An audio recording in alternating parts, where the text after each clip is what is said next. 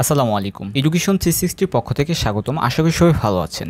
Honours প্রথম বর্ষ 2024 অনিয়মিত ছাত্রছাত্রীদের ফর্ম ফিল আপ নিজে অর্থাৎ যারা ইমপ্রুভমেন্ট দিবেন বা এক সাবজেক্ট বা দুই সাবজেক্ট ফেল করছেন তাদের ফর্ম ফিল আপ কীভাবে করতে হয় তা থাকতেছে আজকের ভিডিওতে। তো যারা এক সাবজেক্ট বা দুই সাবজেক্ট বা ইমপ্রুভমেন্ট দিবেন তাদের জন্য ভিডিওটি খুবই গুরুত্বপূর্ণ। তো চলুন শুরু করি। শুরু করার আগে ছোট্ট একটা রিকোয়েস্ট থাকবে, যারা এই চ্যানেলে ভিডিও দেখে উপকৃত হচ্ছেন তারা চ্যানেলটি সাবস্ক্রাইব করে বেল আইকন বাজিয়ে দিয়ে এরকম আপডেট ইনফরমেশন পেতে চ্যানেলটির সাথে থাকতে পারেন। তো চলুন শুরু করি। প্রথমে আমরা গুরুত্বপূর্ণ তারিখসমূহ দেখব, কবে শুরু হয়েছে এবং কবে শেষ হবে। শুরু হয়েছে 12 মে 2024 তারিখ এবং শেষ হবে 6 জুন 2024 তারিখ। অবশ্যই আমাদের এই ডেট মনে রাখতে হবে। এখন আমরা মূলত দেখব কিভাবে আপনি আপনার ফোন থেকে বা ল্যাপটপ থেকে আবেদন করতে পারেন। সেম প্রসেস, গুগল ক্রোমে যাবেন এবং কি মোবাইল থেকে যদি যান তাহলে ক্রোম ব্রাউজারটি ডেস্কটপ সাইট করে নেবেন। তো সার্চ অপশনে লিখবেন NUEMS দিয়ে ইন্টার চাপবেন। প্রথম যে ওয়েবসাইটটা আসবে সেই ওয়েবসাইটে ক্লিক করবেন,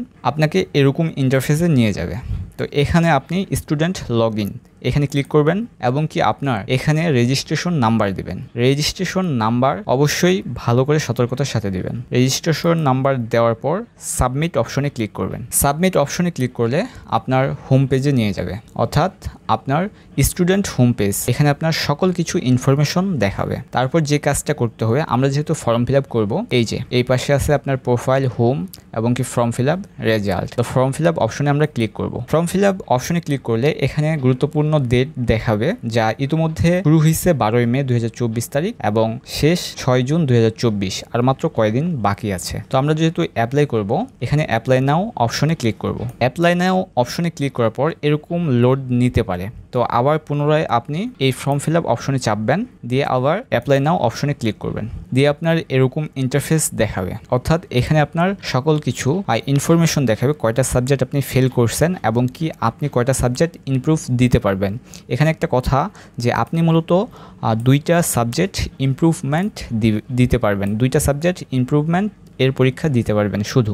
আর যেটা ফেল আসছে সেটাই শুধু আপনি এই ফর্ম ফিল আপ করতে পারবেন। তো এখানে আপনার বিষয় কোড দেওয়া আছে, যেহেতু আপনি দুইটা সাবজেক্ট ফেল করছেন, এই যে কেমিস্ট্রি 1 এবং কি সাইকোলজি, এই দুইটা সাবজেক্টের সাবজেক্ট কোড এবং কি সেই সাবজেক্ট ফেল আসছে এইটা দেওয়া আছে, অটোমেটিক্যালি সিলেক্ট করা আছে।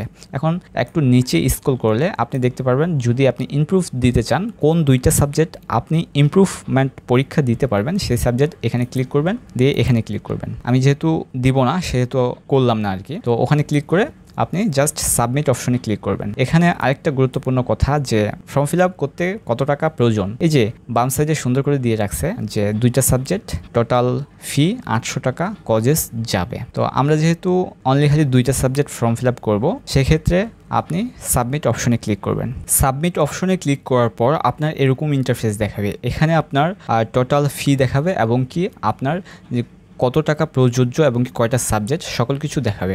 দিয়ে আপনি নেক্সট অপশন চাপবেন, দিয়ে আপনার একটা PDF ডাউনলোড করার প্রয়োজন পড়বে। তো এই PDF মূলত 2 পেজের হয়। এই PDFটা আপনি প্রিন্ট করে বাই করে 2 কপি ছবি যুক্ত করে কলেজে ফি সহ জমা দিয়ে আপনার ফর্ম ফিল আপ কমপ্লিট করবেন। তো যাক, ইতিমধ্যে আপনারা বুঝতে পারছেন অনার্স প্রথম বর্ষ 2024 অর্থাৎ যারা ফেল করছে বা ইমপ্রুভমেন্ট পরীক্ষা দিবে তাদের এক কথায় যারা অনিয়মিত ছাত্রছাত্রী আছেন তাদের কিভাবে আপনি বা কীভাবে ফর্ম ফিল আপ করতে হয় তা আমি সম্পূর্ণ ভিডিওতে দেখানোর চেষ্টা করলাম।